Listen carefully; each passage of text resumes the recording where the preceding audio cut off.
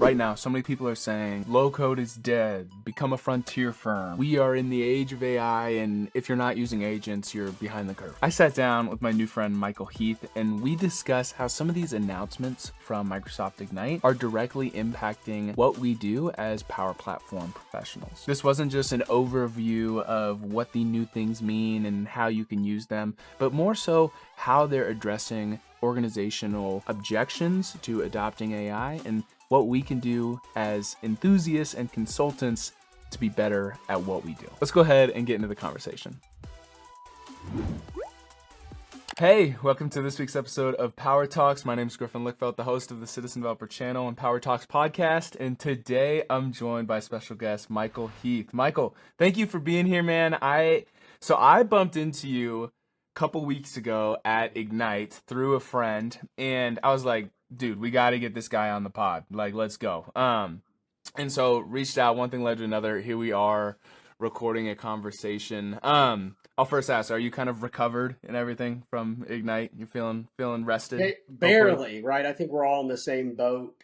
It's exhausting. Conferences are exhausting, especially those that have continuous announcements and breakthroughs. So yeah, we're getting there, not quite, but yeah. Thanks for having me, by the way. Definitely. Yeah, absolutely. The holiday weekend at least helped me a little bit. Well, so I want to get into the conversation around some of these announcements that you're Yeah. talking about. So this was, and I tell people this all the time. This was actually the first conference I had been to, and it was insane from a stance of like it felt like every 45 minutes there was like a new announcement, for 4 straight days. So, Yeah.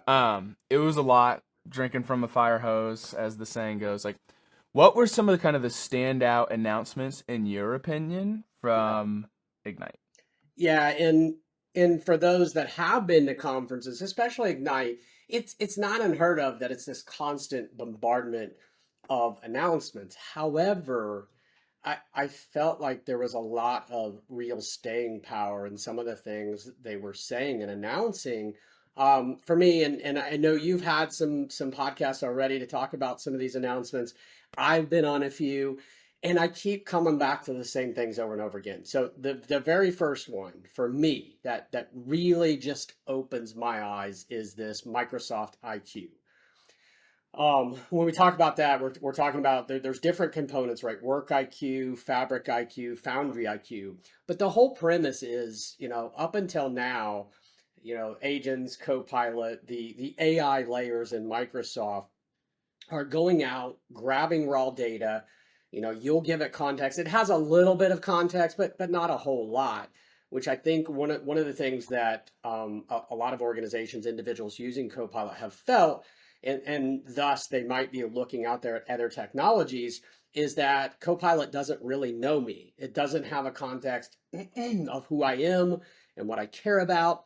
And so you fast forward to these announcements around Microsoft IQ, where it's looking at all the different data. It's not just taking raw data, it's piecing together, stitching that together and looking at patterns and recognizing, where you sit. It was delivered by CEO of LinkedIn. What other, person to deliver this when talking about all the vast information, knowing who you are. So we look at that, and I'm just like blown away of where we can now go when we type something in the box and expect the desired result, how much closer and accurate that's going to be, because we're leveraging all the different parts of data, having a native default context with Work IQ, and even then like building out a little bit more of the memory to what we're asking, how much closer that and accurate that's going to be. So what's been lacking in Copilot really has been this knowledge graph. So you see other things like Glean, and if you'd experimented with any of that, it's like, oh, wow, that it really knows who I am. That's what we're bringing to Copilot and the broader Microsoft ecoverse. So I don't know, Griffin, for you, if that resonates. I feel like it kind of it was like just flew by. It was there, and then nobody really talked about it. For me, that's probably priority. I don't know if you feel the same way, but that's one of the Yeah, top for me. I thought it was pretty cool in how it is the thing that is going to give Copilot or the LLMs the context of your business data, right? And like if we think about an Excel sheet, if you had a table in an Excel sheet and there were 0 columns, like it would be irrelevant what all those numbers are in the table, right? And so like that's fundamentally what work IQ, right? Work IQ, Foundry IQ, and Fabric IQ are doing to your data and providing that like context around whether it's your business or anything, the context to what all these numbers, all these data points actually mean. Now, I didn't I didn't spend too much time, I feel like, really getting into the weeds of what those three things really were, because I feel like it is, at least at this point, and I could be wrong, it is a little like, hey, here's where we're going, but it does sound fairly technical as well, and all those pieces and what it looks like and everything aren't necessarily ironed out. But like the direction, the path has been like set of like, hey, we understand that this is what's going to actually make AI tools and Copilot valuable. And so here are going to be the platforms and how you can give your business data context. Yeah, totally agreed. I think much is kind of obscured, and even though it was a huge announcement, there's much to be discovered here. I was actually reading an article on LinkedIn. I think Michael Morrison published it from Microsoft, just kind of unpacking a little bit more about the architecture. But I'm with you as well. Right now, it's not going to be a tool that we used. It's going to be new architecture. So for me, I have the same questions. How is this working? And also, like you had asked earlier, fine, that's an announcement. What are we going to do with it? And I think what I have on my mind now is when Copilot first dropped, and AI in general, everybody was like, "Uh-oh, is our data ready?" And I think the majority of the workforce has been working through this so that there's at least less trepidation and we're getting some valid response. We talk about data hygiene because at the end of the day, AI is a facade for data. Now, a lot of the tools and the advancements are capable of handling even some of the messy data that we have. But I think this raises the stakes a little bit. So now we start to think not just about our structured and unstructured data. What does our tenant look like? What is the health? What is the adoption? Is our Entra set up correctly in the right organizational structure? Because if we're relying on a tool like Copilot that now is potentially going to have a wider net, what are some of the things that we need to ensure our house is cleaned up and in order to make the best use of these tools? So that's number one.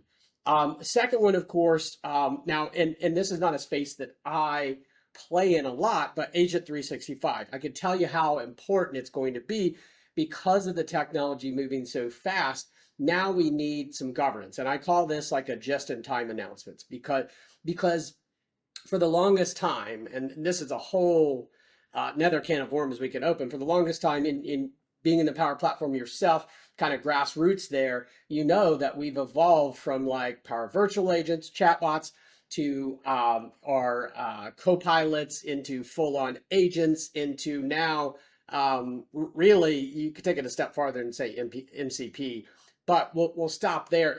But what hasn't grown along with it is really robust governance. You've got controls for agents that are very much still attached to PPAC, Power Platform Admin Center. And now we're starting to see, okay, well, everything's funneled into one pane of glass, which is good. I truly believe at some point in time, if you've been following the evolution of Copilot Studio, I'm not so sure Power Platform, and keep in mind, Charles, at the Power Platform Conference, low code is dead. I'm not so sure that Power Automate and Power Apps have a whole lot of room to stand on their own in one platform anymore. I truly believe that Power Automate and Power Apps will just be pushed inside of Copilot Studio, and then the pane of glass to manage all things innovation, low code, no code, studio agents, all that stuff will be in Agent 365. I'm not sure if you agree there, but I'd like to hear your take on it because I truly think that like more and more, all the functions of Power Platform are starting to live within agents. Yeah. not to, okay, I have several thoughts. One was still, I guess, to wrap up the IQ that we were talking about. If you're still listening and you're like, okay, what does that actually mean? That doesn't make any sense. Think about it like, okay, when you create like a field in Dataverse, right? So you're in the Powerhouse Maker portal, you create a field, you can add your name, your logical name, you select the type of field. You also add in like a description of like what that field does. Think about it as like you're adding all of those descriptions to all of the fields in your entire database through those pieces. So that's like I guess the most practical way I can think about it and maybe helped me. But okay, your question around governance and observability. Yeah. So if if I were to say what was my favorite thing about the my favorite announcement was were all of these tools that are meeting organizations' single biggest objection to AI adoption and like kind of agent rollout. And that is, I mean, it is no questions that businesses recognize that it is valuable and that it is will boost productivity and Yeah. save or make money. Like the value of AI is there. It's just that the value against the risk is not there because of the governance and observability. And we have to remember like these aren't a lot of times, there's a lot of people who work with small, medium businesses and actually in kind of with the way my work is kind of shaping out, I don't work with like huge enterprises. I have and I do, but right now I'm kind of working with that like medium-sized business, Yeah. kind of area. We need to remember though that like a lot of these medium to larger to enterprise size companies like they care way more about risk than an extra 15% productivity. Like they do not like an extra 10%, like, okay, that would be awesome. Our shareholders would be super happy. Our owners would be super happy, but like, it's not worth, this risk that it's introducing.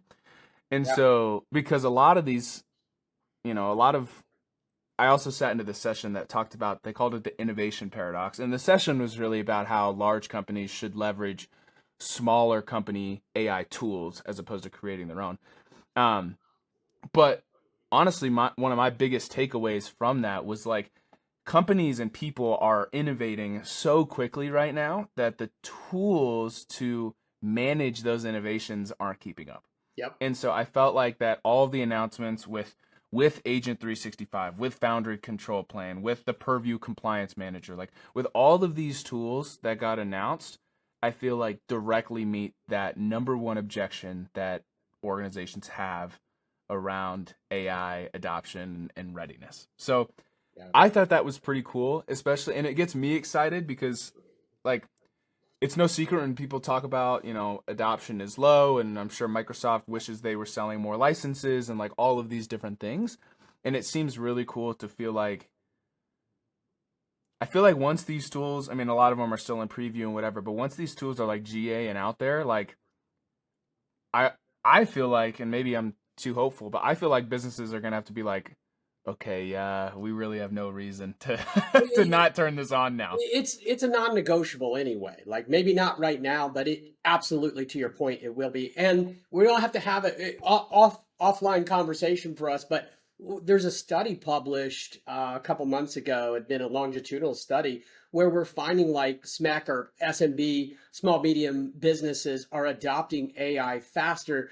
A whole nother conversation because they have to. But with that, also, like you said, risk is really something that is at the top, and this answers that. One last thing Yeah. here, and I know we Go move on. ahead. We got a lot of questions. No, no, you're good. You're good. We'll stay here as long as we need. Go ahead. Sora 2 and Copilot. Now, most people probably viewed this, and for a lot of organizations, this may not be at the top. It is for me, right? And not because of this particular feature.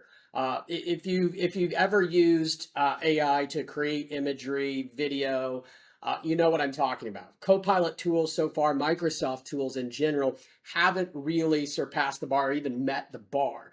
So I don't think Sora 2 in particular inside Copilot is going to be a huge game changer on its own.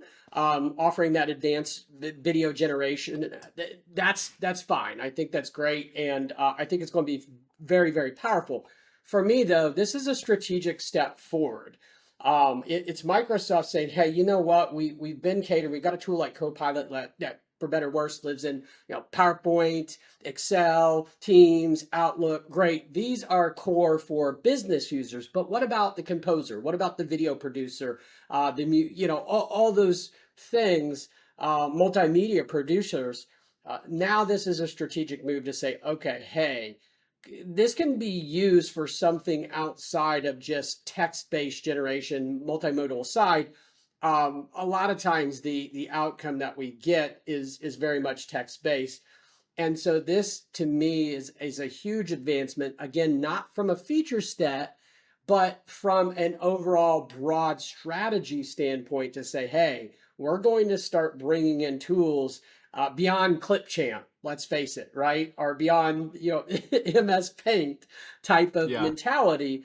So for me, this is a huge one as well. We're going to have to keep a close watch on this, because I do think that Microsoft is going to start bringing in these tool sets that are going to cater for the different personas outside of traditional business end users. If you are liking the conversation, be sure to let me know by liking the video and commenting down below what it is specifically you are getting out of it. And if you are interested in learning more about the Microsoft Power Platform, you're going to want to click on the first link down in the description down below to get access to a beginner's Power Platform guide led by me. This is a completely free, self-paced course that has hand-picked knowledge, everything that you need to know to be able to go and get your first Microsoft certification as soon as possible.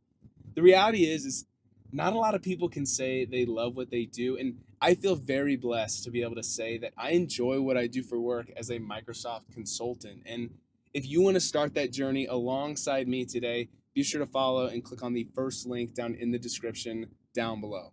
Now let's get back to the conversation. Yeah. I will say, okay, so maybe I missed this announcement. I guess I didn't realize that Sora 2 was available within Copilot. That is pretty cool to think about. One of my biggest takeaways as well, I guess we're saying all of these are our biggest takeaways, but another Yeah. top takeaway from the conference, and I guess this was something I should have, I guess, noticed earlier, because there already were a ton of different models on the platform or whatever.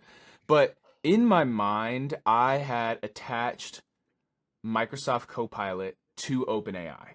And whether that was just because, like, when it was announced, both of these companies were, so closely related. It was, public knowledge how heavily invested Microsoft was in OpenAI and like all this different stuff. Like in my mind, I had like connected these two things. It was like Copilot, OpenAI, like boom. But it was really cool to see, because they had the announcements of the new Claude models and like all of these different things, or Anthropic models and all these different things. It finally made me realize, like, wait, this Copilot thing is like model agnostic, or like private AI company agnostic, which was cool from like an industry perspective to know that, like, from a strategy, Microsoft's, all of their eggs are not in one models, one medium sized business's basket, right? Like they are not all in on just OpenAI. They recognize that, like, OpenAI might be great, but Anthropic is also great, and all these other tools and models and are great. And so it's like that. I don't know. Does that make sense? What I guess I'm saying, like, Yeah. it's diversified, I guess, across the entire. And there's like 11,000 models, and I'm sure, just like how there's always new connectors and Yeah. tools, I'm sure there'll be continuously more models and different things on the platform. Well, if you saw like real quick here, if you saw, like, one of the announcements was like model router and in Foundry. So being able to just say, hey, here are all my 11,000 models, go figure out which one is the best. So I truly think like that's the evolution of even just like Copilot for M365, where you're going to have the ability to mold this and shape this in a way that is the best fit for the organization. Because you're right, like, nobody wants to use a tool that doesn't understand them or doesn't fit well within their ecoverse, but to give them a little bit of guidelines and guardrails, but to allow them to pick and choose what works best, I think that's the sweet spot. I think Microsoft knows that. Just on a podcast the other day, and we were talking about the Microsoft Copilot business license, which you're probably going to be very familiar with, working with small medium businesses, right? It's geared towards them, and the thought was like, hey, Microsoft knows, and generally most of us know that that the platform wins when it is the truly, most of the time it's the first platform that you've interacted with. It's very infrequent that I start using a tool and then say, hey, you know what? It's not working for me anymore. Let me hop to another one. So I think this, my whole point here is that like you have to start with a tool. The tool has to resonate with somebody. That's when it creates the stickiness. And so to your point, being able to stay a little bit agnostic is for the good, and that allows people to sort of grab the pieces that really work well for them, and of course doing so in a safe and controlled manner. Yeah, definitely. And it's very cool. What do you feel like? How do these announcements align with some of the trends that we obviously all see in the industry? I mean, it's impossible to not constantly talk about AI on this platform because it is directly impacting not only the tech we all work with, but also our careers. Like, how do you see these announcements aligning or challenging the current trends in the industry? I mean, it's alignment of what we see. I talk about this a lot in various presentations. I always start with this, and I think people that um, people that subscribe to me often are probably tired of hearing it, because I usually it's the first or second slide usually in any presentation. But I talk about the what I did call the era of enablement. And so we look at like post-internet era, then we talk about digital transformation, which is a word I think that's lost a lot of its luster, but people still use the word digital transformation. And I'm like, folks, we're past that. I know there's organizations that aren't. If you're that organization, you need to get out of there. Let's chat. Let's figure it out. But we focused on getting all this information into a digital format. And then very quickly we went to what I call the era of enablement. And that was really centered around low code, and that, hey, you've got all the data, and now I'm looking at you as the individual, not as the techie, but as an individual to say, do something with the data. And now I've changed in the past 6 months, and I think Ignite just underscores exactly where we're headed, is we're now in the era of intelligent transformation, where we are going to start leveraging AI to now do something with the data, but do so in a smart manner where low code might be dead, right? I don't even have, it's all agent. And so we push forward.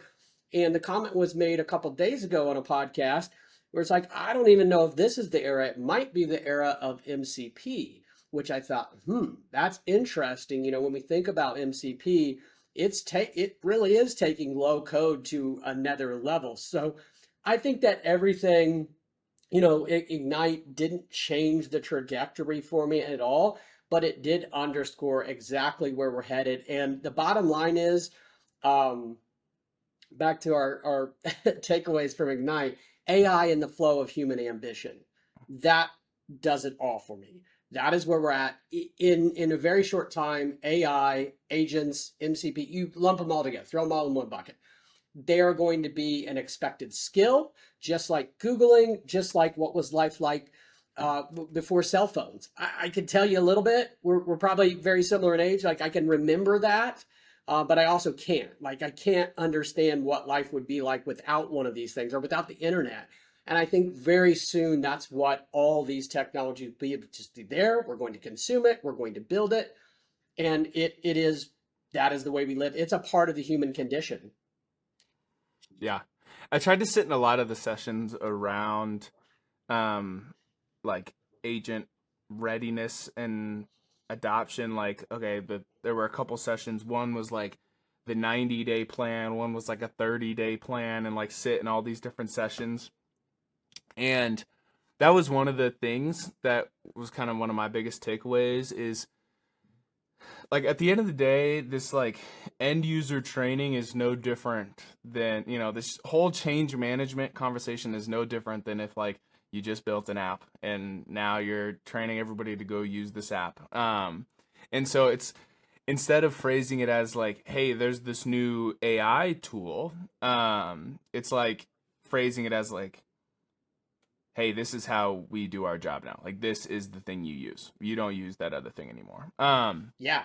And that was just an interesting like reframing that, I guess it makes sense, but I also hadn't necessarily thought about it because there's this idea that, everybody knows that, okay, if I have a presentation, I'm going to open up PowerPoint and I'm going to make a presentation. Like everybody undeniably understands that Right. PowerPoint is the best tool for that job, assuming, whatever. Like obviously there's other tools out there, Even but if you're using other tools, let's be honest. yes. But like everybody, largely everybody in an organization that has M365 licenses is like, I need to make a presentation. I'm going to use PowerPoint. Right. I need to make a document or a proposal or whatever. I'm going to use Word. I need to do, this. I'm going to use this tool. Like everybody understands like this is the best tool for this job. This is the best tool for this job. And then like AI is just kind of like, it's been framed as like, I'm saying like a lot. Sorry. It's been framed as this thing that's could be a better way of doing all of these things. Check it out, as opposed to, hey, this is now the best tool for you to do this part of your job. Yeah. And that was just an interesting, I don't know, kind of just thing I picked up from sitting in these sessions. Yeah. So, and my view on this, and my view on this is that this is not training on a new tool. This is not organizational change management, adoption change management on a new tool. This is, and it was said in Ignite, this is about reshaping. And for me, when we think about the training, adoption, change management, it's reshaping our behaviors and norms. Like you said, this is a new way of working. It's not just like, oh, here's Teams, go figure it out, or let's train you on Teams. This is different. Like this is upending everything that we do. Like the PowerPoint is a perfect example. No, when you think about frontier firm, and we finally got a great definition. It's about thinking AI first. AI in the flow of human ambition. I'll come back to that again and again because I think it's so powerful, but that's what it's about. And to do that, we really have to sit down and have those conversations and work with individuals, reskill individuals on this new way of working. I don't want to use the term technology or platform because that's not what it is. It truly is like this is just a new way. You're going to have to have some willingness to change your thoughts and behaviors. Yeah. I had this quote. I was thumbing through my 50 pages of notes from Ignite, but just simple quote that sharing knowledge is not a new behavior, which is I just thought was interesting, and not disagreeing with anything that you're saying, but like that fundamental concept of retraining, of sharing that knowledge, of sharing these skills, of teaching people how to use these new tools isn't that fundamental concept isn't changing. It's just the tool that we're doing. Yeah. The tool that we're doing this on is changed. So, sweet man, I want to switch up the conversation a little bit. All right, I'm sick of talking about Ignite. No, I'm just kidding. Tell us maybe a little story time. What's a recent time where you felt stretched or uncomfortable in the week of Ignite doesn't count. All right. Yeah. I guess it can count. If you I want to talk about Ignite. No. Yeah. So I think what's interesting here. So I'll go back a little bit farther, and 2 years ago, let's talk about when Copilot was announced. Now, me being back in consulting. So I started in consulting unrelated to Power Platform, Studio, AI wasn't a thing, truly wasn't a big thing, let's say. And I started working in consulting again for the company I currently work with, SHI, work for. And I remember I'm an engineer, just an engineer getting back into it. I start ground zero. I don't call that ground zero, but I'm an engineer and learning the ropes again. And somebody reached out to me from our product team, Microsoft product team, and said, "Hey, we got folks asking about Copilot." I said, "All right, well," and he's like, "Well, we don't have anything for Copilot." I said, "Nobody does, but we're going to tomorrow. So let's go build it." And so obviously when customers and organizations are asking you things that you don't necessarily have an answer for, or you can't help them, it makes you feel a little uncomfortable. And so what I always say is like, when you feel uncomfortable, it's usually something we need to pause and take a look at, because there's probably something powerful happening. If you're uncomfortable, you're a little bit of trepidation, something's happening. So I took that as a signal and said, hey, you know what? We have to build out a Copilot practice. And so I worked, I'm on the pre-sale side. I worked with our service delivery and said, hey, let's talk about this. We worked with adoption change management training groups, and I stood up our Copilot practice as we know it today. Now it's matured, it's growing, and I'm continually from a conversational perspective, understanding customers' maturity. I'm continuing to refactor that, knowing that like the train's speeding out of control here, so it evolves. But the reason we have a Copilot practice is because I felt uncomfortable.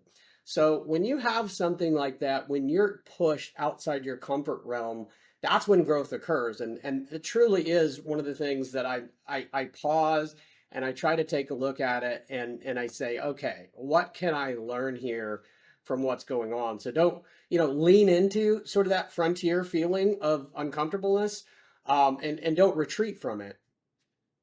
Yeah. What did that? I don't know. What kind of led you to that? And you shared a little more of the story, but I guess I want to hear a little bit more. As okay, there's this new tool. It's kind of being announced. Customers are starting to ask about it. How'd you go from that to like, all right, I'm gonna start this thing. I'm Yeah. gonna I'm gonna get these people together, and we are gonna build or stand up a practice, as you said. Yeah, it's so interesting that and it's one of those things I think. So a little bit of my history, definitely an advocate for low code. I have been. So I worked in healthcare for several years where I built out a team, an automation team, a power platform team. At that time, it was, a little bit of BI, a little bit of apps, a little bit of automation, a little bit of PVA, although let's be honest, Power Virtual Agents kind of took a back seat. So I think part of it was my advocacy for this space. Like, hey, like I will tell you, I firmly believe like at some point in time, Power Platform takes over the world. That was my mentality, and low code takes over the world. As some of it was some bitter history for me working with other individuals that would sit there and write PowerShell scripts, which I absolutely agree with. There's depending on your mentality, what you're comfortable with. Again, there's that word. You kind of sit with what you know, and you can be darn good at it. There is absolutely a place for scripting still. We don't have to get into the vibe coding conversation because we all know, that's a thing. And there's some caveats with it. But being a advocate for that space, I already knew, like, wait a minute here. This is going to be powerful. And I can't remember if Copilot Studio came along with that, but right around the same time Copilot came out, I was like, wait a minute. AI is a force of nature already. And then you start to move, like thinking in low code mentality. This is going to be big. Wait a minute. And the fact that somebody is reaching out to me, said customers are asking about it, that for me is affirmation that something big is at play here. And then shortly after we get the renaming, the evolution of PVA, and I thought, this is it. Like, this is a very smart move, because I've had a lot, like over the past 2-3 years, but PVA is there, but nobody ever really talked about it. Kind of like Power Pages, in my opinion. Nobody ever really talked about it, but it was powerful. But now it has some new life that's been, new life has been given to it. And so then I knew, like, hey, we need to take this to the next level. There is something there. So, it was a bit of everything. And again, I think it kind of happened organically, just because who I am and the pathway that I've been down, not having a traditional background, really believing in low code. I think for me, AI was the natural progression of low code. And so taking that and said, hey, we can build something upon this, and I don't think we were wrong. So Yeah. I want to, okay, you mentioned the low code is dead conversation. I mean, that was all over LinkedIn. I mean, I'm here for a good LinkedIn post hook, all right? Believe me. I love it. I love it. That was and I recognize people probably are like, "Dude, you do the exact same thing on your post," but, whatever. Okay. yeah, But like, so that was definitely a thing. Um, and I know how you mentioned that like you see the vision, you see how that, very that will happen. Um, I'll play the other end of the spectrum in that I feel like that I feel like to say low code is dead. I mean, I understand what they're doing. They're playing the game. They wanted a, something that like really punches you in the face, whatever. yeah. I would disagree with that statement, in a sense of it's not dead yet, but I could definitely see. I mean, we still have people using really old systems, like not even using Power Apps yet, and so it's just it's. I think it's we still have so many. I mean, we got to think about like the bell curve of the life cycle and adoption of this thing, and I think we are still very, very, very, very, very early. Um, and so like I see it, I see the vision, but I also think that there's room for Power Apps and Power Automate developers out there for a while and everything. I Go would ahead. agree with you, and I think the better phrase, and I think he changed this on one of his slides. Said low code is dead, dot dot dot, as we know it. Mm-hmm. And maybe, but to your point, I work with a ton of customers that aren't even in. When we go back to my eras, they're not in digital transformation. They're not even close. Do we Yeah. think that they're ready for low code is dead? No, probably not. So absolutely agree with you. I don't know if we can call it low code is dead yet. I think that is a tip of the hat to where we're going and the evolution. But call it what you will. Low code is here. No code is here. Those artifacts will be attached to anything AI, I think, as well. I think too, I feel like a lot of times us, pretty much everybody in this industry, um, obviously likes technology in some capacity. Yeah. They have they desire innovation and new ways of doing things, and they're generally early adopters to the new, the new, whether it's like physical tech or software or whatever that's out there, right? Like they're generally, up with the times. They love doing that.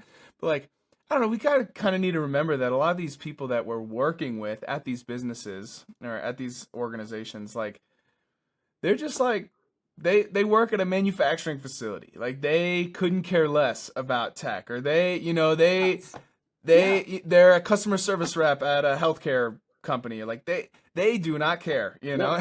and so like I think when it comes to user experience and everything, a lot of them don't want to deal with chatting back and forth and talking to an agent. They might be like, yeah, that's cool, but where's the screens that I can click on the buttons that I want to click on and whatever. So Agree. there's definitely Totally. still a Totally. space for apps and all of those things for years to come. I think from where we get to a point where it's like fully agentic, which Microsoft is selling this stuff at the conference. They're at Ignite. They're portraying this picture as if you don't even need any apps. It's just all agents and whatever. Like they're portraying, casting that vision. They're in pre-sales right now. They're doing that. Like, but I don't know. I think that's still a long ways away. So it's Agreed. very cool to see and like be a part of. I mean, I wasn't like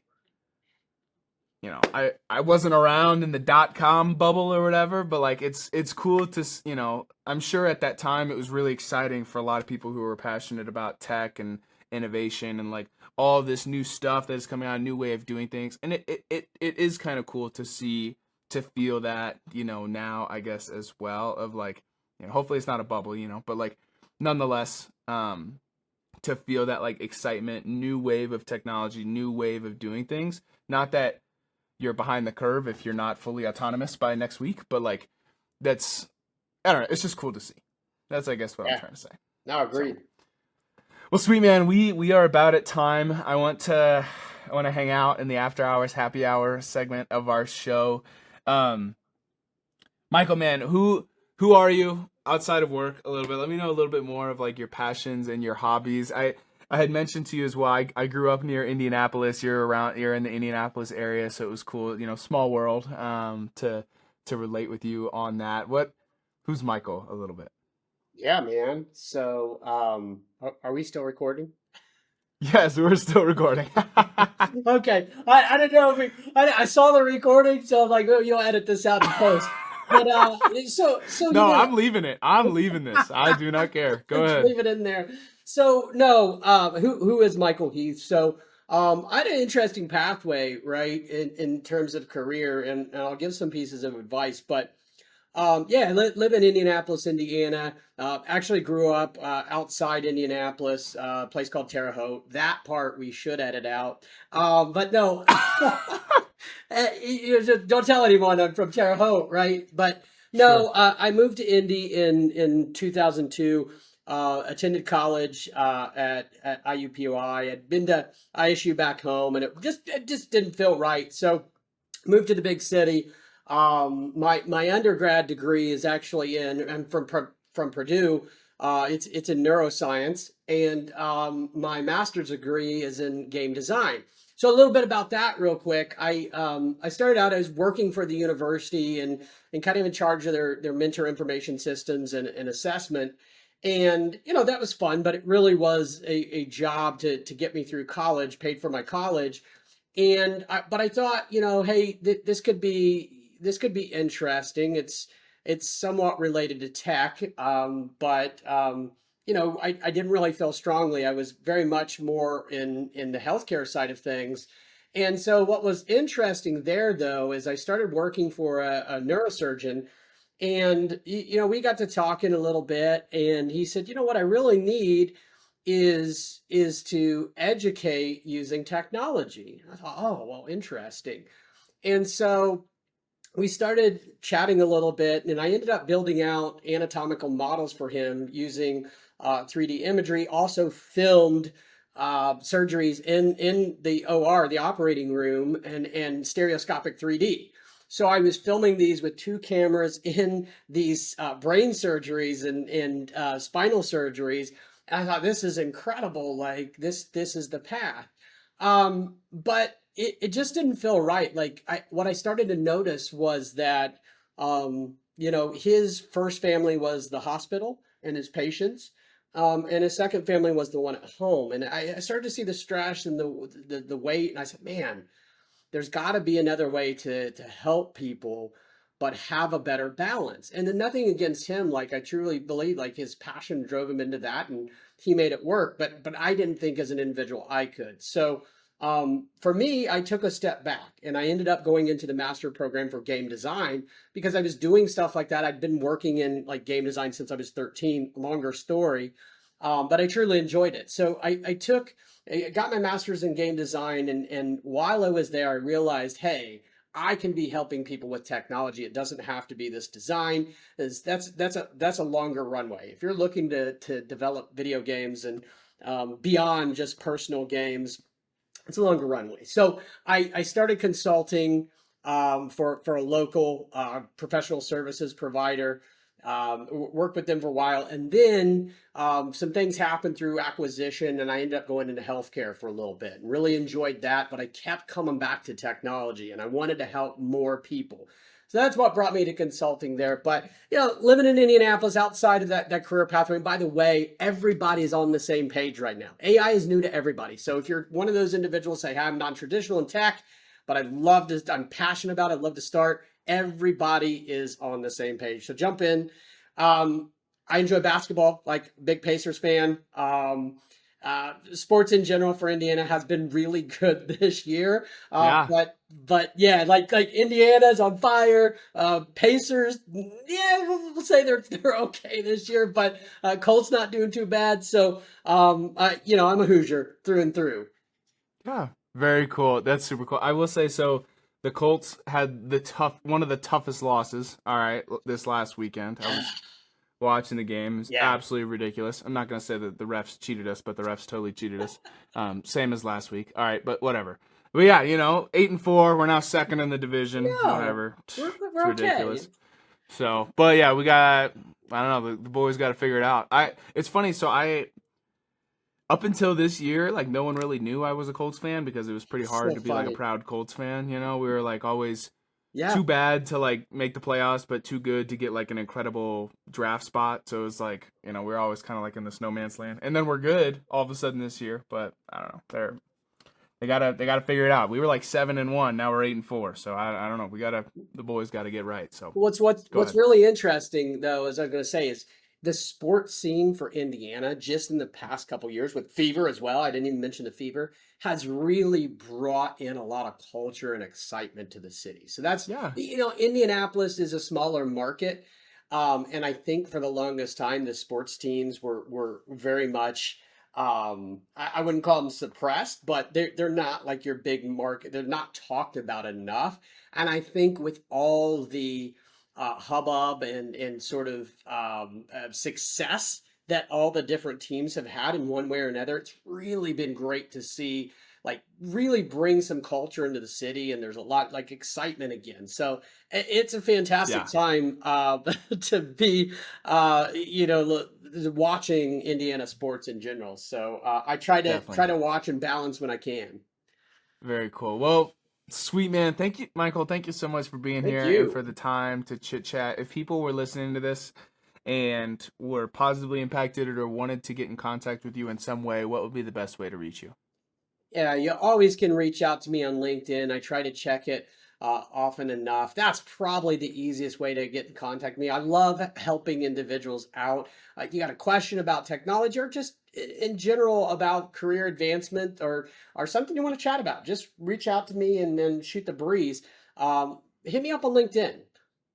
Yeah, I'll be sure to have a link to your LinkedIn down in the description, so then that way they can get in direct contact with you and find the right Michael Heath. All right, they'll get That's you. right. There are So a few out there. Michael's not a popular name. I don't have one like Griffin. Sorry. So. no, it's all good. There are not any other Griffin Lickfelts on LinkedIn. All right, that one's a tough combo. It really is. Well, sweet man. Thanks again for sticking the end of the video. Or thanks, Michael, for you being here, and thank you to you for sticking the end of the video. My name is Griffin Lickfelt, the host of the Citizen Developer channel on Power Talks podcast, and I'm excited to connect with you in the next one.